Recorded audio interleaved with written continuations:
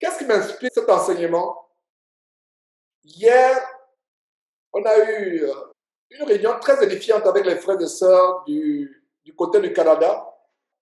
Il y a une sœur qui a donné un témoignage, la sœur Mélanie du Canada, qui a donné un témoignage et à plusieurs reprises, elle a parlé de donner la vie à Jésus-Christ.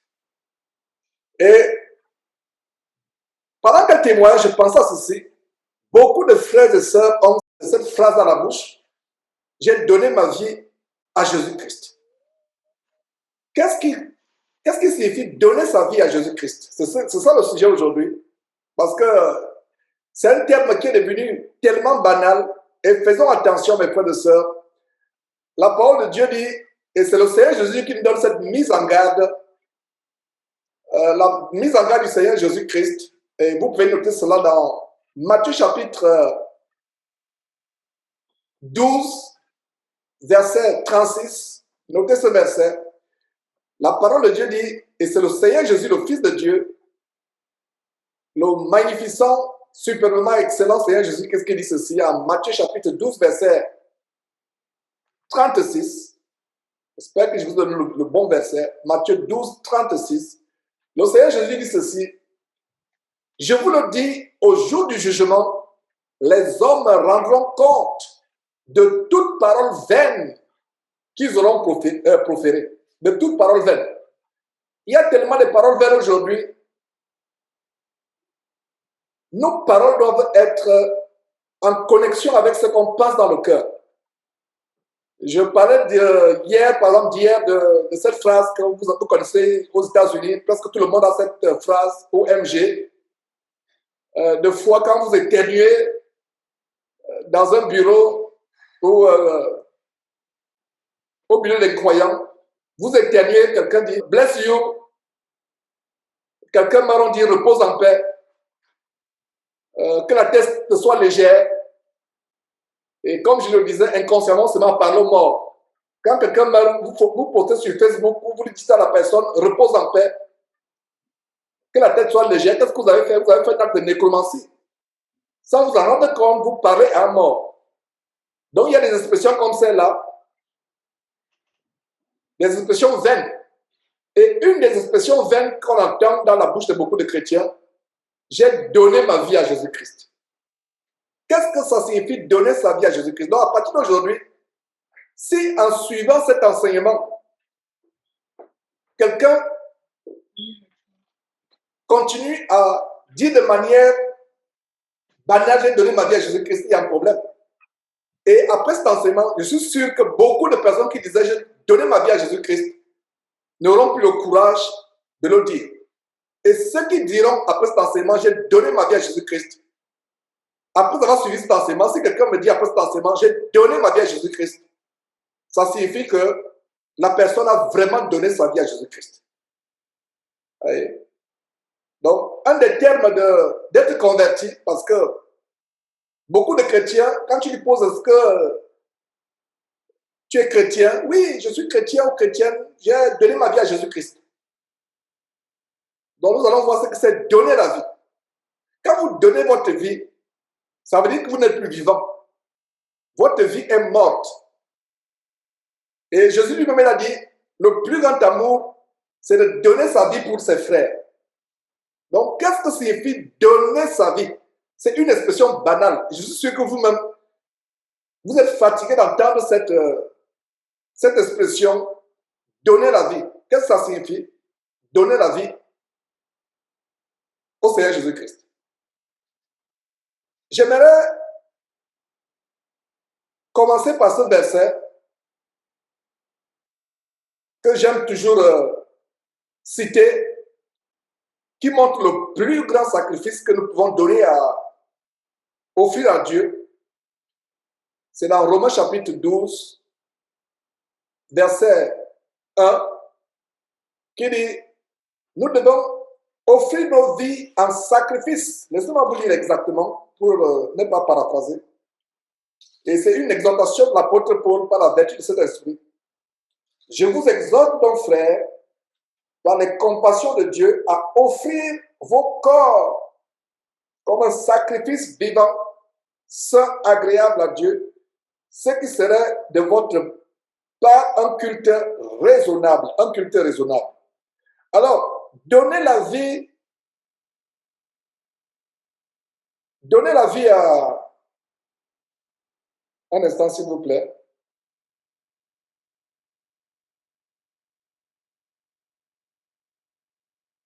Donc, donner la vie au Seigneur Jésus, ça signifie quoi? Nous avons ce verset qui nous donne le standard du sacrifice. Alors, allons en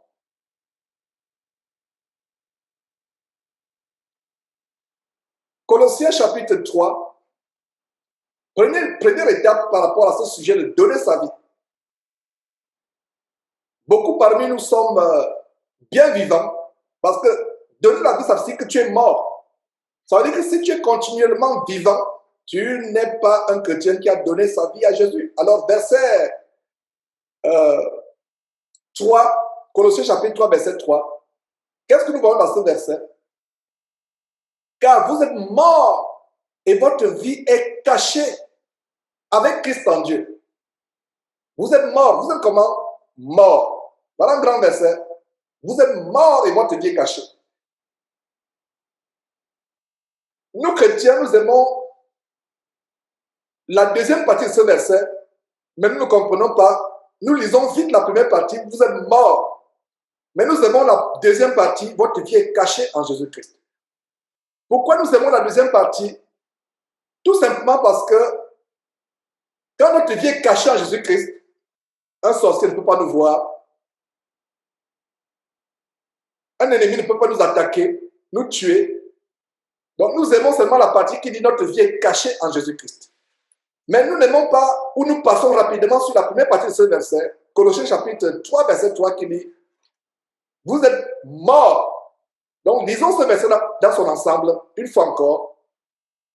Vous êtes comment? Vous êtes morts et votre vie est cachée avec Christ en Dieu. Il y a deux étapes. Avant que ta vie soit cachée en Jésus-Christ, il faut d'abord que tu meurs. Donc, beaucoup de chrétiens s'approprient ce verset. Je vais dire, s'approprient la deuxième partie de ce verset. Votre vie est cachée en Jésus-Christ.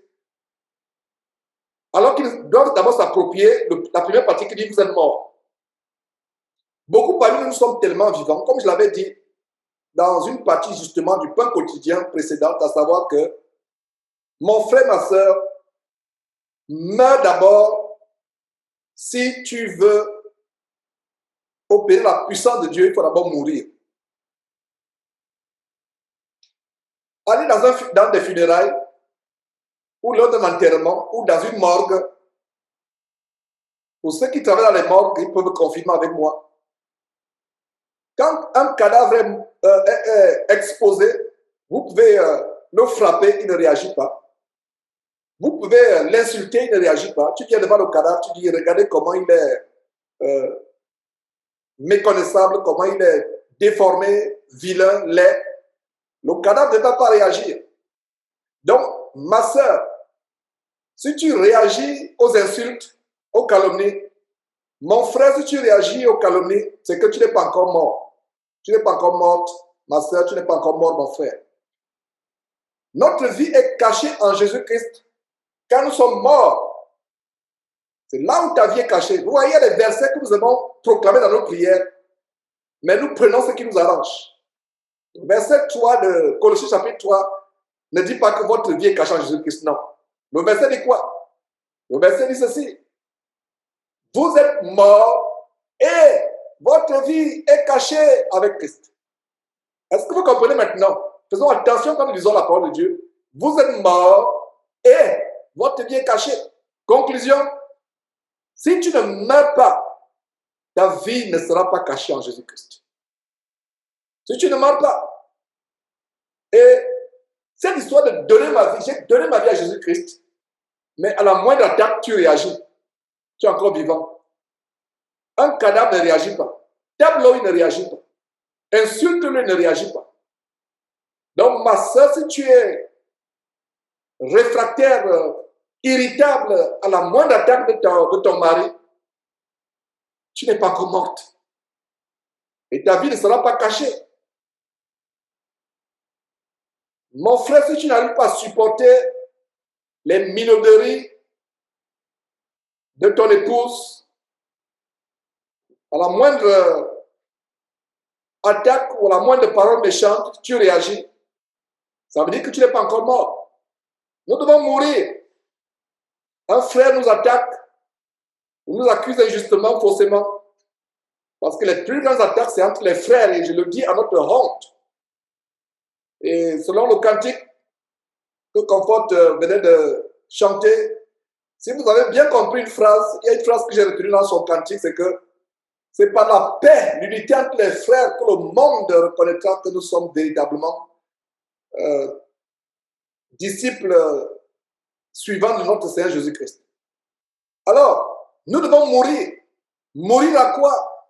Mourir à nos pulsions, mourir à nos envies, mourir aux péchés. Nous devons mourir. Donner sa vie à Jésus-Christ suppose que tu es mort. Beaucoup de chrétiens n'ont pas donné leur vie à Jésus-Christ. À partir d'aujourd'hui, nous aurons peur d'utiliser ce mot. Oh ma soeur, j'ai donné ma vie à Jésus-Christ. Oh mon frère, je viens de donner ma vie à Jésus-Christ. C'est un processus de donner sa vie à Jésus-Christ. Qu'est-ce que Jésus dit en Matthieu chapitre 5? Si ton bras droit est pour toi une occasion de chute, coupe-le. Ça commence par là. Coupe ce bras qui t'amène à bagarrer. Coupe ce bras qui t'amène à être violent vis-à-vis de ton épouse. Ma soeur, coupe cette langue qui t'amène à être rebelle et insoumise à ton mari. Jeune homme, coupe ses yeux, arrache-les. Ces yeux qui t'amènent à regarder les filles dans la rue ou sur Internet. Arrache ses yeux. Vous voyez comment le processus de mourir. Un cadavre ne va pas sur Internet regarder de belles choses. Lors des funérailles, d'un enterrement, le plus grand don Juan qui est allongé dans ce cercueil en or ou en bois massif avec la vitre au-dessus. Le cadavre est là. Et toutes les anciennes copines, les maîtresses défilent devant le cercueil vitré. Est-ce que vous avez déjà vu un cadavre faire un clin d'œil? Non, il est mort. Ah, mes frères, il est comment? Mort. C'est pour ça qu'il n'y a plus de clin d'œil. Le cadavre, l'homme qui était Don Juan, le bel homme, tellement zantard, aimant la vie, s'habillant bien, riche avec des belles voitures, quand il est allongé là, il y a des gens qui murmurent, qui disent des mauvaises choses à son sujet, il réagit. Non, parce qu'il est mort. Les belles femmes passent, s'incliner devant son cercueil, il réagit. Non, pourquoi? Parce qu'il est mort. Alors mon frère, si tu réagis quand une fille passe dans la route, tu n'es pas encore mort.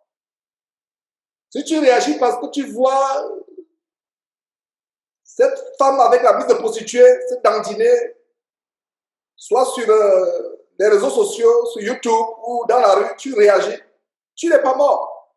Alors ne dis pas que j'ai donné ma vie à Jésus-Christ. Donner la vie, ça signifie que tu meurs. Est-ce que nous avions cette compréhension par le passé de donner sa vie à Jésus-Christ? Ça devient une parole vaine.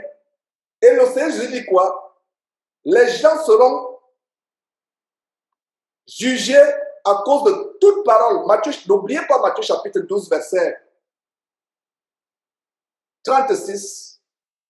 Le Seigneur dit, au jour du jugement, les hommes se rendront compte de toute parole vaine qu'ils auront proférée. L'une des plus grandes paroles vaines dans le corps de Christ, c'est quoi? J'ai donné ma vie à Jésus-Christ. Des fois, le dit sans s'en rendre compte. C'est devenu des mots codés, des mots beaucoup. Et ce n'est pas seulement le seul mot ou la seule phrase. Il y a beaucoup de phrases comme ça que nous, les chrétiens, nous disons. Comme shalom. Shalom, shalom. Beaucoup ne savent pas ce que signifie shalom. Mais tu entends shalom à gauche, shalom à droite. Il y en a bien beaucoup d'exemples. Alors, donner sa vie signifie quoi? Mourir.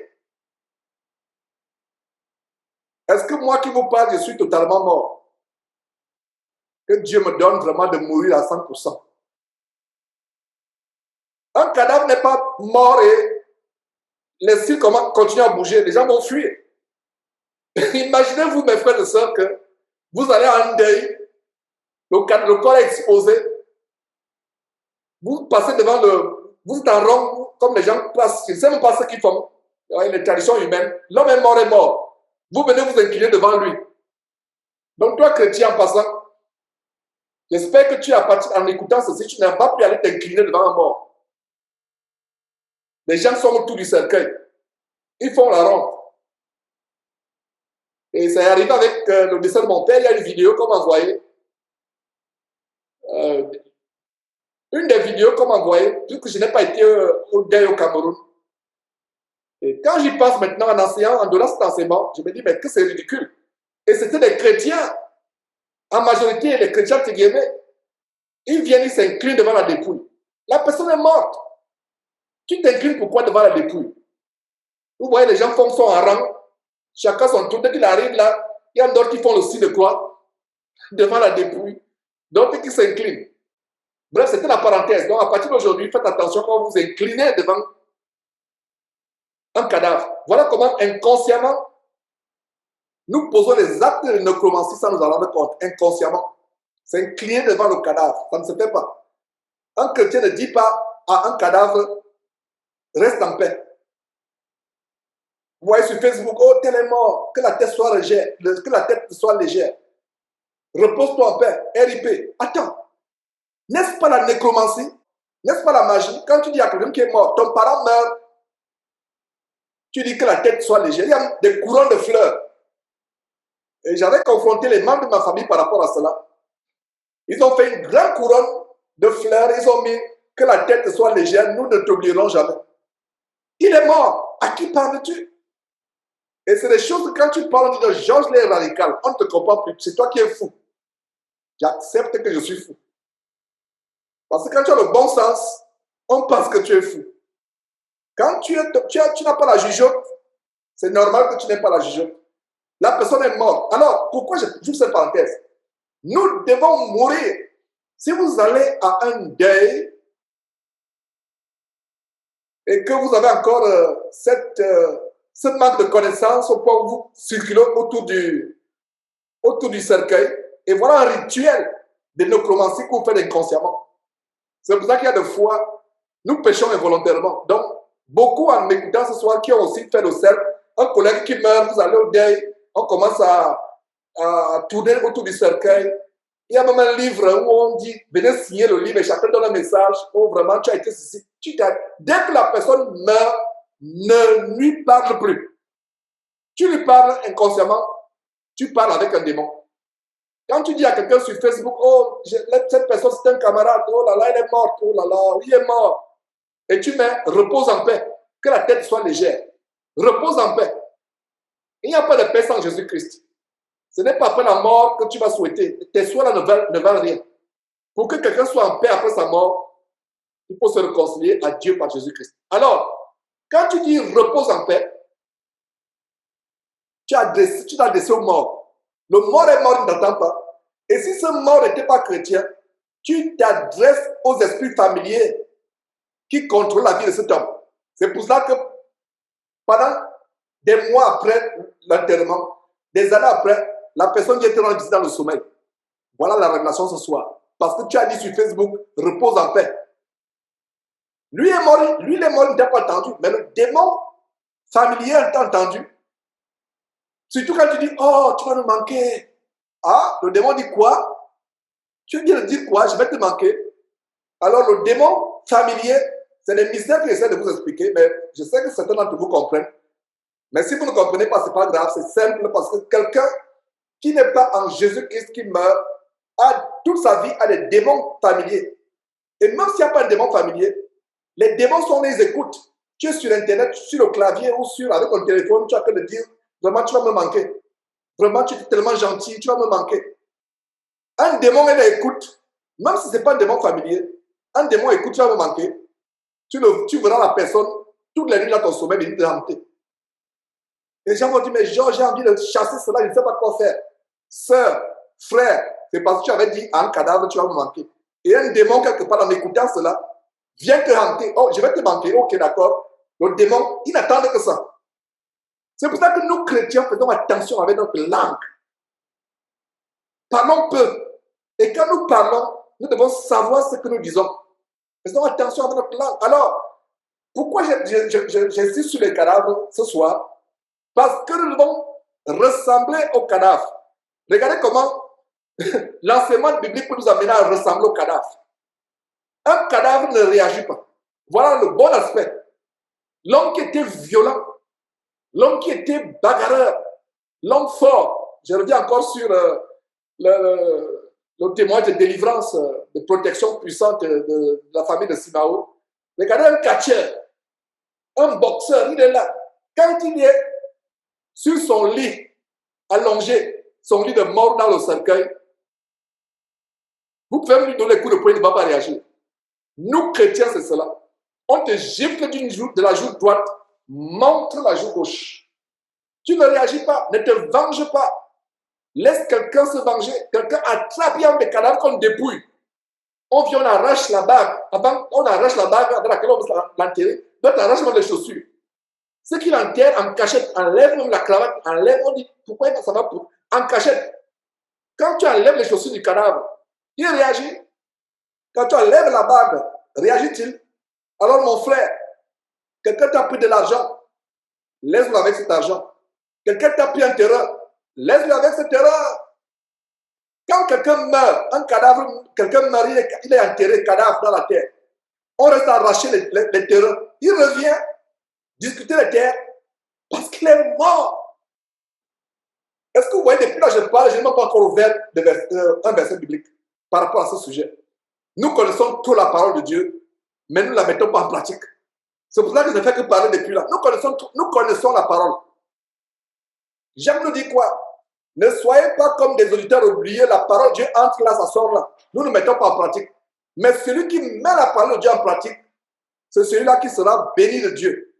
C'est celui-là qui aura la vie cachée. Regardez le verset, Colossiens chapitre 3, verset 3. Vous êtes morts et votre vie est cachée en Jésus-Christ. Donc, le premier aspect de mourir, c'est ne pas réagir.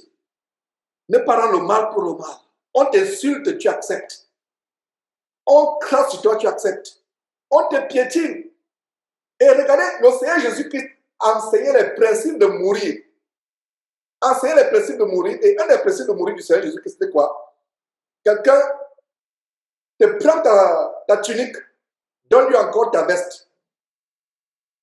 Quelqu'un te gifle sur la joue droite, montre-lui encore la joue gauche. Quelqu'un te force à faire 1 kilomètre avec lui. Fais encore 10 kilomètres avec lui. Ça, c'est des exemples. Nous mourons. Et si quelqu'un ne meurt pas, mes frères et sœurs, il ne peut pas être véritablement caché en Jésus-Christ. Donc, notez ce grand verset, Colossiens chapitre 3, verset 3. Vous êtes morts et votre vie. Nous avons, je n'ai pas dit vous avez, nous avons nous tous effacé de ce verset. La première partie, vous êtes morts. Les gens aiment tout simplement la deuxième partie. Ta vie est cachée en Jésus-Christ. Tu es content. Oh, ma vie est cachée. Les gens aiment des chansons là-dessus. Ma vie est cachée. Le diable ne peut pas me voir. Il te voit bien parce que tu n'es pas mort. Il te voit et tu n'es pas caché. Pour que le diable ne te voit plus. Meurs. Et tu meurs où? En te débarrassant de tes péchés et en les déposant au pied du Seigneur Jésus-Christ. Je pense qu'il est temps de voir un premier verset, après Colossiens. La parole lui dit quoi?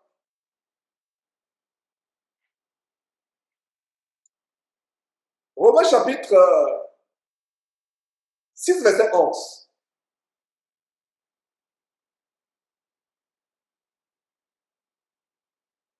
Qu'est-ce que nous voyons dans Romains chapitre 6, verset 11? La parole dit ceci. Ainsi, vous-même, regardez-vous comme mort au péché et comme vivant pour Dieu en Jésus-Christ. Regardez-vous comme mort au péché. Cet enseignement de ce soir nous montre comment un cadavre mort peut nous apporter des leçons. Est-ce que vous saviez Parce que la mort, c'est quelque chose de tellement dégoûtant, de tellement effrayant. Mais la mort peut avoir des enseignements. Il y a plusieurs versets où la Bible nous recommande de mourir. Vous êtes mort au péché. Le plus grand soulard du quartier, le plus grand ivrogne, quand il meurt, c'est les gens qui s'enivrent à ses funérailles à sa place. Il ne peut plus s'enivrer.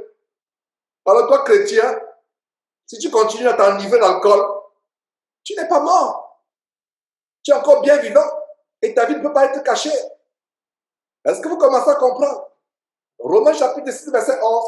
Ainsi vous-même, regardez-vous comme mort au péché. Le péché ne pourra plus avoir de pouvoir sur moi. Et je ne serai pas sous sa convoitise. Le péché n'aura plus jamais de pouvoir sur moi. Voilà ce que je dois confesser. Nous devons nous regarder comme mort au péché, absolument mort. Le péché n'a aucun attrait sur nous, aucun pouvoir sur nous. Nous devons nous regarder comme mort. Verset 11. Oh là là, mes frères et sœurs. Regardez-moi à partir du verset.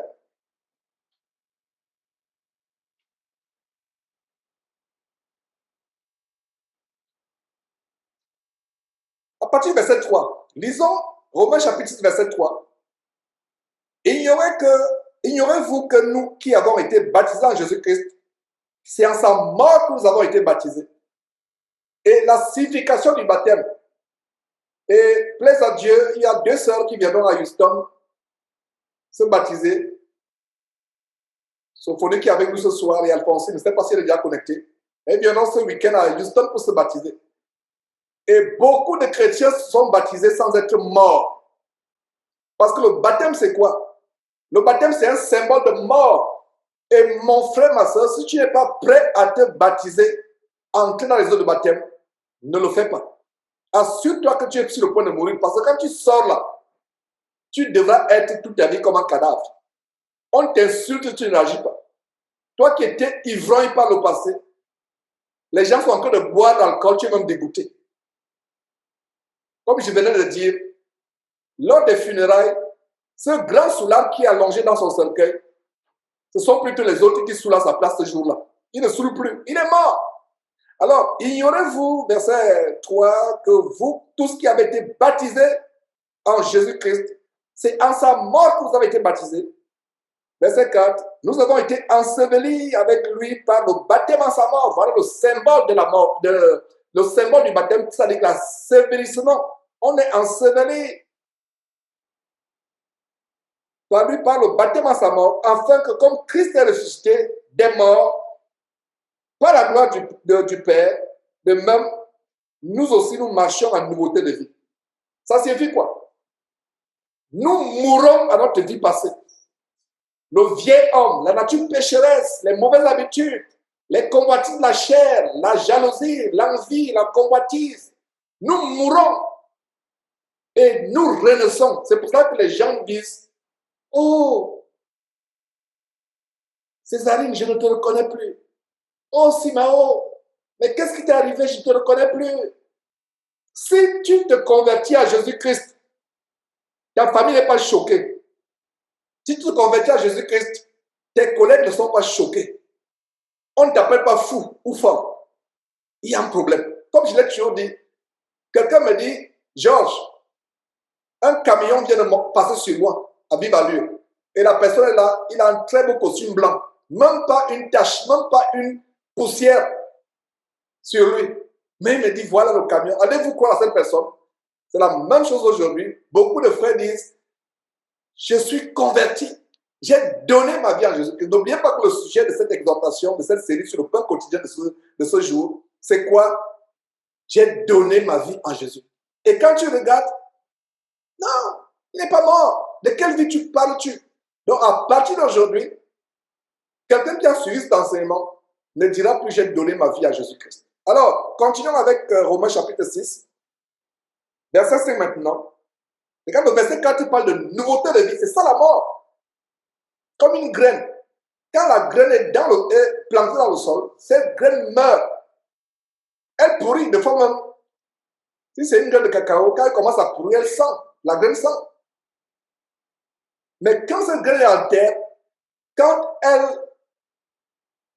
pousse, pour ceux d'entre vous qui êtes cultivateurs, ou fermiers, cultivateurs, ou agriculteurs, quelle beauté de voir comment ce que vous avez mis en terre, la graine qui est morte, la belle plante qui pousse.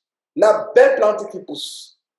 Quelle beauté de voir une plante verdâtre, d'un vert tellement éclatant. La plante sort de terre, elle grandit, vous la voyez grandir, grandir, grandir, et plus tard, elle porte les fruits. C'est ça le chrétien. Nous mourons et nous renaissons en Jésus-Christ, la nouveauté de vie. Notre chair est morte. Notre vieille nature est morte. Et c'est pour cela que nous devons être radicaux. Mes frères et sœurs, ma compagnie, ce sera des frères et des sœurs qui prennent l'engagement de mourir. Même s'ils ne sont pas totalement morts, mais qui sont sur la voie de mourir. Mais des frères qui disent à moi, je ne veux pas mourir, je vais retourner à ma vie passée, je vais retourner à ce que j'ai promis. Et il n'y a pas de communion entre ces frères et moi. Il n'y aura pas. Ma prière, c'est que je sois avec les frères radicaux. Il n'en existe plus aujourd'hui. Je préfère être avec les frères radicaux, plus radicaux que moi. Voilà. Verset 5, en effet, si nous sommes devenus une même plante avec lui par la conformité à sa mort, nous le serons aussi par la conformité à sa résurrection. Sachant que notre vieil homme a été comment? Crucifié. Notre vieil homme a été crucifié. Beaucoup parmi nous n'ont pas le vieil homme crucifié. Beaucoup parmi nous n'ont pas le vieil homme crucifié. Nous sommes bien vivants. Nous crucifions c'est ça mourir. C'est ça donner sa vie à Jésus-Christ. Ta vie de péché, les choses impures que tu vois à la télévision ou sur Internet, les mauvaises choses que tu vois dans la rue, une femme passe, tu es sensible, tu commences à regarder. Et te voilà, tu es en chaleur comme un lapin. Tu n'es pas mort. Ta chair réagit. Regardez, mes frères et sœurs, le grand don Juan du quartier qui est décédé. Dans son cercueil, cette belle femme qui le rendait fou, qui vient s'incliner devant son cercueil, dans les actes de nécromancie inconsciente et involontaire, il ne réagit pas. Alors mon frère, si tu réagis parce qu'une belle femme passe à côté de toi, tu réagis parce qu'une prostituée passe à côté de toi avec la mise de prostituée, tu réagis. Il n'y a pas de problème, il n'y a pas de problème pour toi. Donc, nous devons mourir. Nous devons mourir, mes frères et sœurs. Mourons, mourons, mourons. Alors, nous continuons la lecture en disant ceci. Sachant que notre vieil homme a été crucifié, verset 6, afin que le corps du péché fût détruit. Voilà la mort. De quelle mort suis-je en train de parler? Je parle de la mort du vieil homme. Il meurt. Le vieil homme de la bagarre. Le vieil homme de la boisson, de l'ivrognerie, de la gloutonnerie, le vieil homme de la prostitution, de la masturbation, le vieil homme de la pornographie, le vieil homme du mensonge, le vieil homme de la jalousie, le vieil homme des querelles, des envies. Voilà le vieil homme qui doit mourir. Et s'il ne meurt pas, ta vie n'est pas cachée en Jésus-Christ. Ne te réjouis pas de Colossiens chapitre 3, verset 3 si tu ne meurs pas. Ne te prévoque pas des bénédictions de Colossiens chapitre 3, verset 3 qui dit que ta vie est cachée en Jésus-Christ. Parce qu'avant, ta vie est cachée en Jésus-Christ. Qu'est-ce qu'il y a avant? Il y a, vous êtes morts. Et, conclusion, votre vie est cachée. Ça veut dire que si tu n'es pas mort en Jésus-Christ, ta vie n'est pas cachée. Tu es exposé au mari de nuit. Voilà. Comment se fait-il que quelqu'un qui est ressuscité en Jésus-Christ, mort et ressuscité en Jésus-Christ, a continuellement les attaques de mari de nuit? Et tu continues à chanter, oh ma vie est cachée. Ta vie n'est pas cachée. Si ta vie était cachée, tu n'aurais pas les attaques de mari de nuit. Tu n'aurais pas les couches de nuit. Tu n'aurais pas les attaques de femmes de nuit. Tu n'avais pas les fausses couches où tu te lèves la nuit, ton lit est souillé à cause de ces attaques de mari, de femme de nuit. Ta vie n'est pas cachée. Tu n'es pas protégé. La vie est cachée quand le vieil homme, la nature pécheresse dont nous avons hérité dans les airs, nous la crucifions en effet.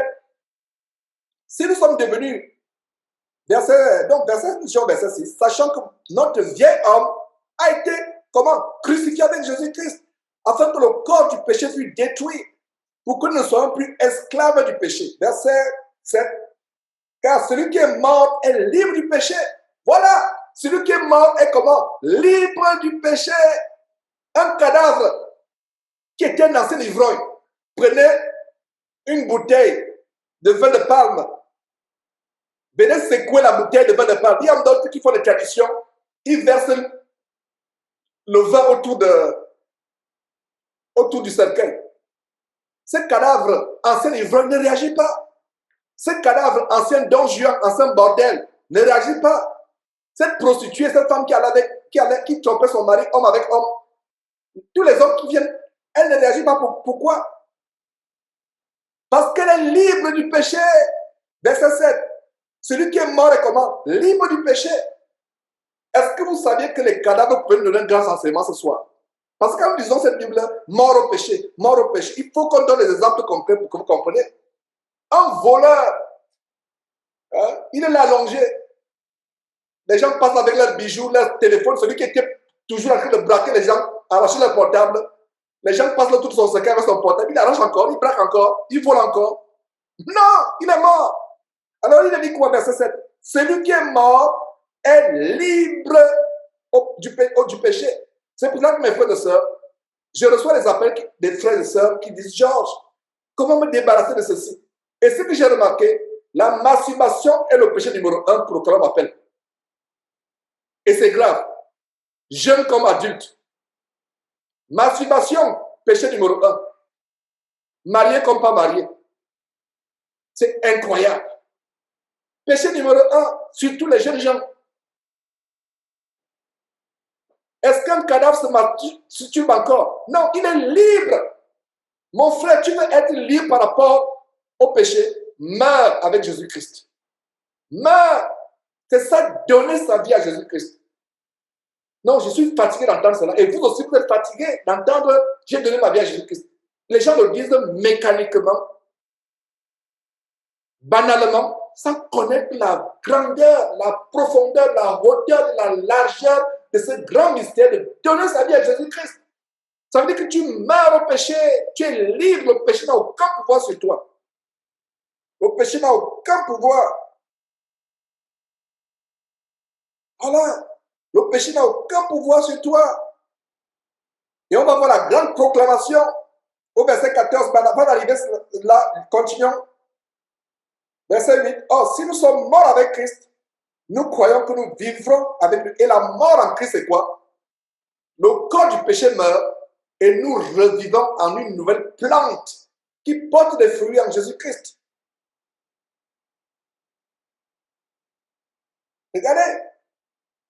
S'il y a un verset, un chapitre dans la Bible qui parle de la mort au péché, de comment donner sa vie, c'est bel et bien le Romains chapitre 6. Notez bien le chapitre 6 de Romains en entier, lisez-le. Voilà un bon chapitre qui parle de comment nous donnons notre vie à Jésus-Christ. Nous mourons, on meurt. Verset 9, sachant que Christ ressuscité des morts ne meurt plus. La mort n'a plus de pouvoir sur lui.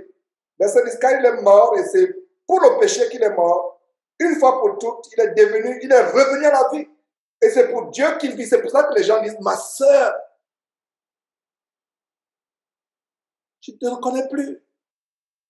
Oh voisin, collègue, camarade, je ne te reconnais plus. Cousin, je ne te reconnais plus. Neveu, nièce, je ne te reconnais plus.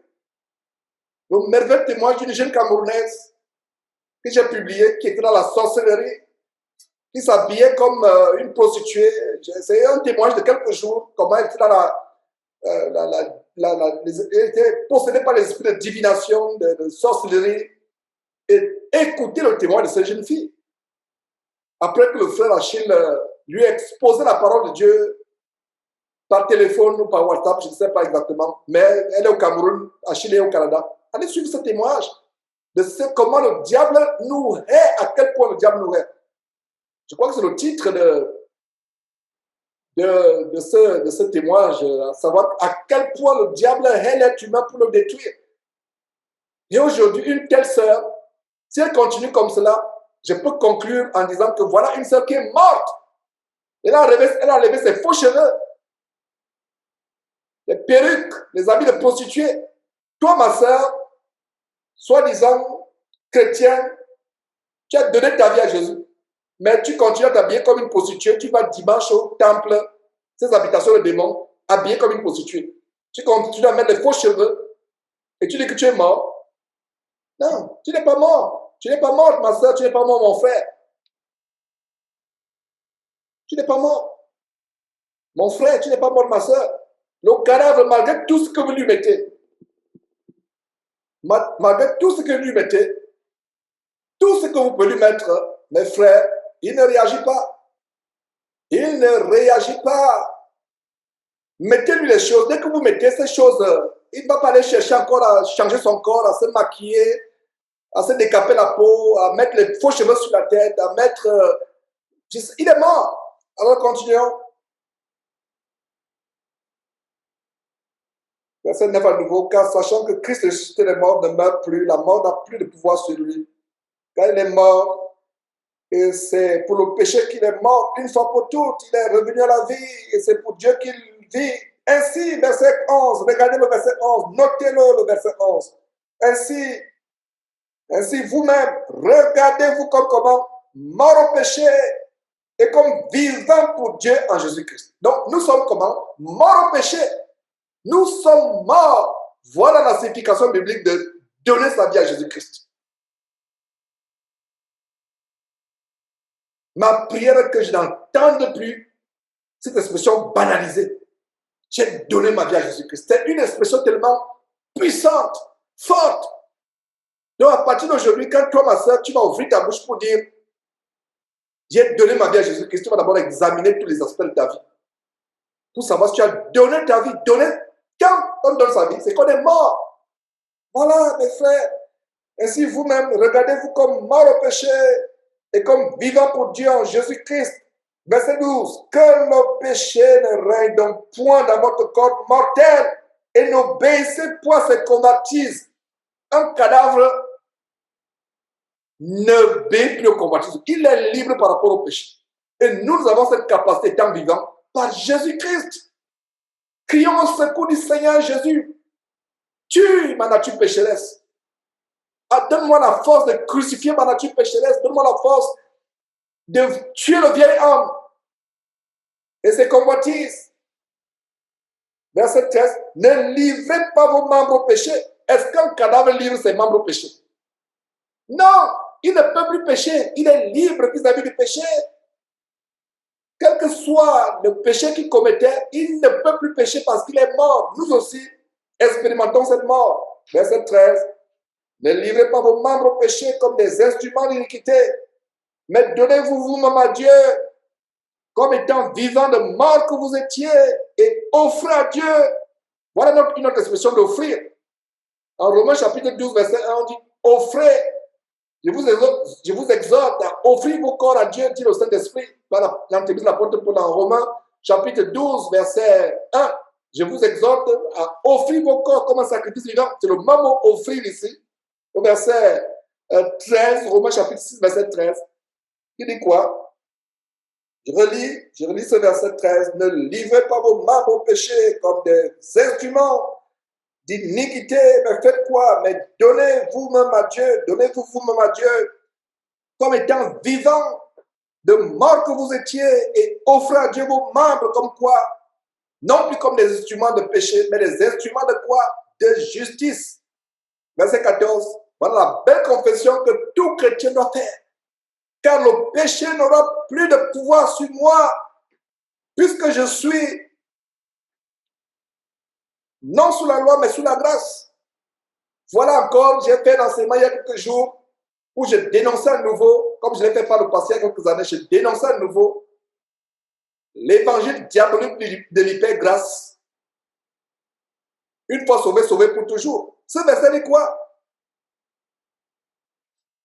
car le péché n'aura point de pouvoir sur vous.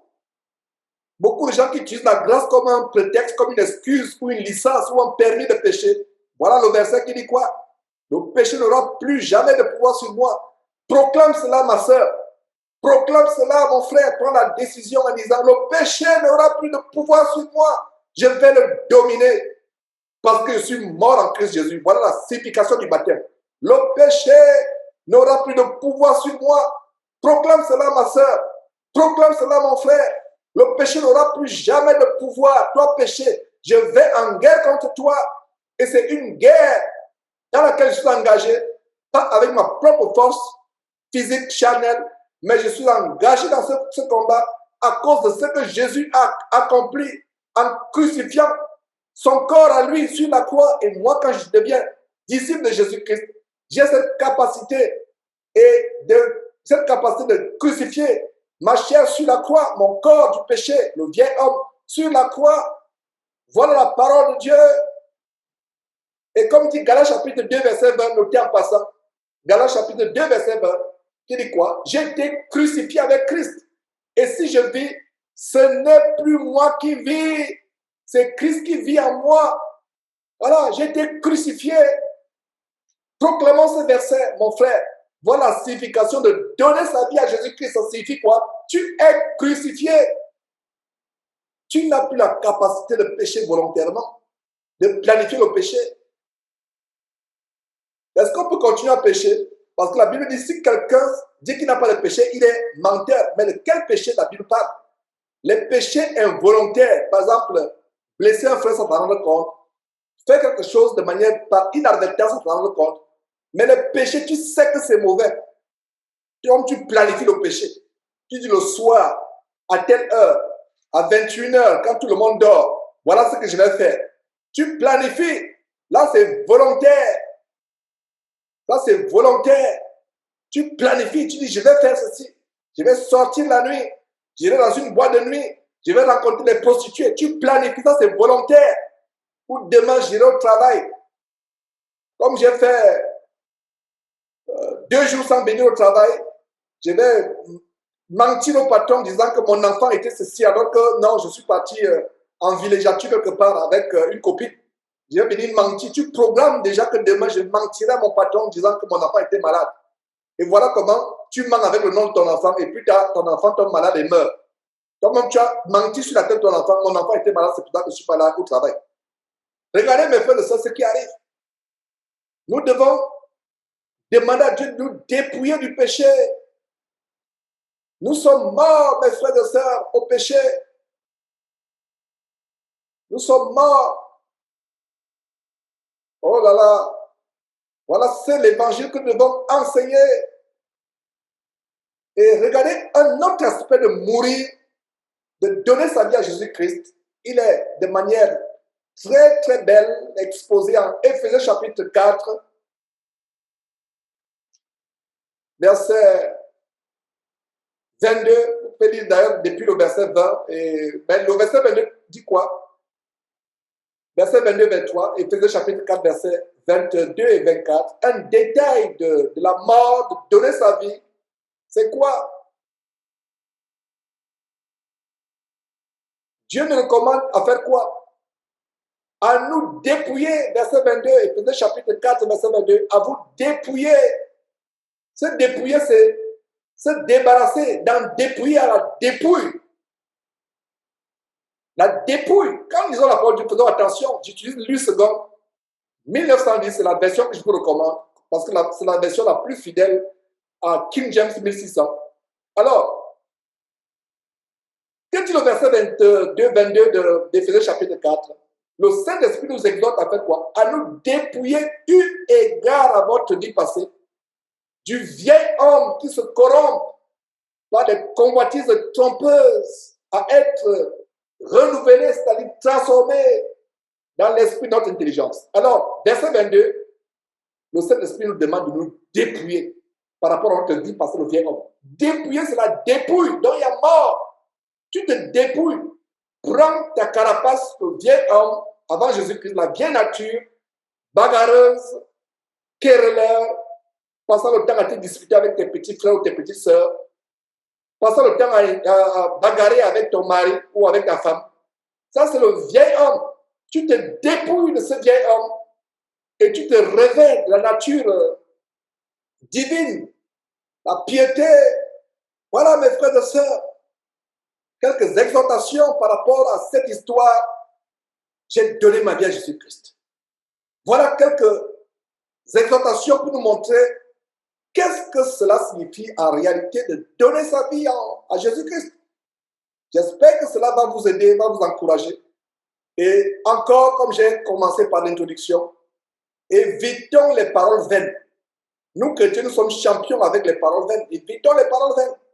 Évitons, parlons la parole de Dieu. Faisons attention aux paroles que tout le monde sort. Dans le monde, ils disent « Oh my God »,« OMG ». La Bible dit que nous serons durement jugés par les paroles vaines qui sont sorties de notre bouche. Parce que quand toi tu dis « Oh my God, oh mon Dieu », ce n'est pas mon Dieu que je connais. C'est un autre Dieu. C'est pour ça que OMG, c'est la plus grande maladie verbale ici aux États-Unis. OMG, oh my God, oh my God. Nous sommes allés un jour au parc avec les enfants et il y avait un jeune homme qui passait le temps à oh my God, oh my God, oh my God, il parlait. Et ça a attiré mon attention et dans mon cœur, je me suis dit, oh là là, ce jeune homme, si il parle comme ça, c'est l'influence de la société. Il ne sait pas que c'est mauvais ce qu'il est en train de dire.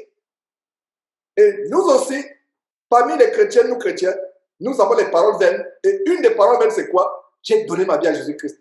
Mais quand tu vois le chrétien, tu vois la chrétienne, c'est loin du standard de donner sa vie. Donner sa vie, ça signifie que mes frères et sœurs, on t'insulte, tu ne réagis pas.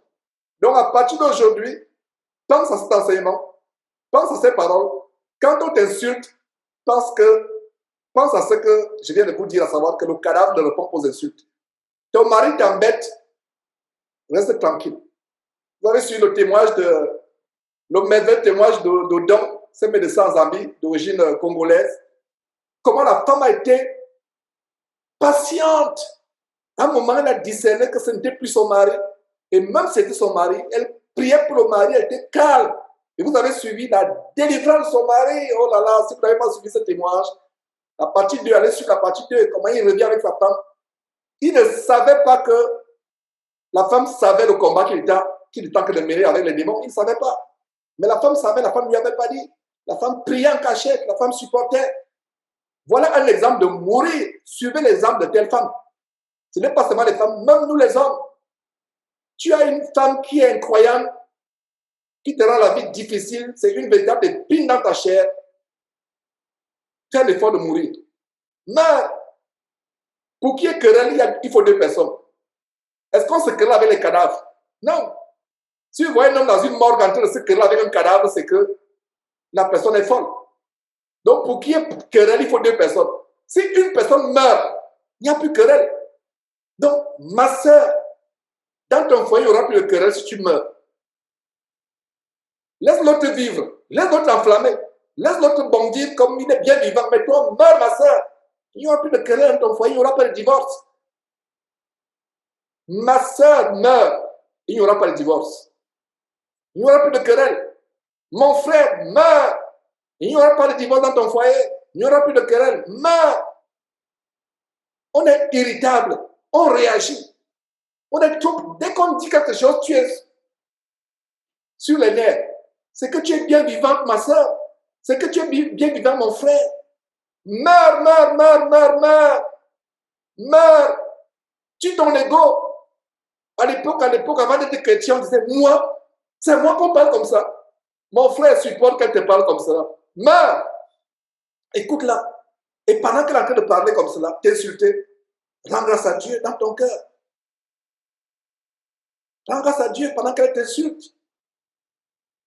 Mon frère, ma soeur, rends grâce à Dieu quand il te chiffonne, quand il te traite moins que rien. L'ego, la fierté, à moi, c'est à moi que tu parles. Tu sais qui je suis. Et ça, c'est les gens du monde. Un cadavre ne dit pas tu sais qui je suis. Quand il meurt là, les grands de ce monde, les grands rois. Voilà l'autre là de Robert Mugabe, un puissant. Voilà Mandela qui sont morts. Mandela et autres qui sont morts, les grands de ce monde.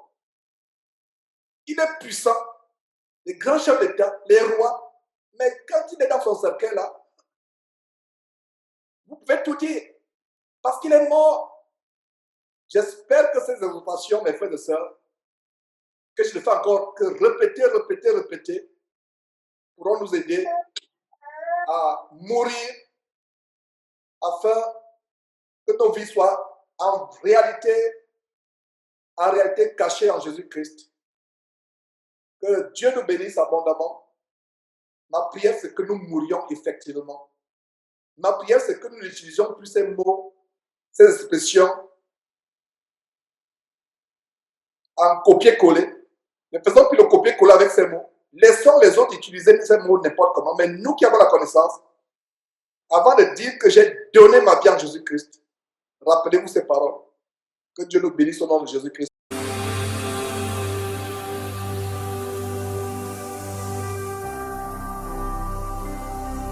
Jésus-Christ TV,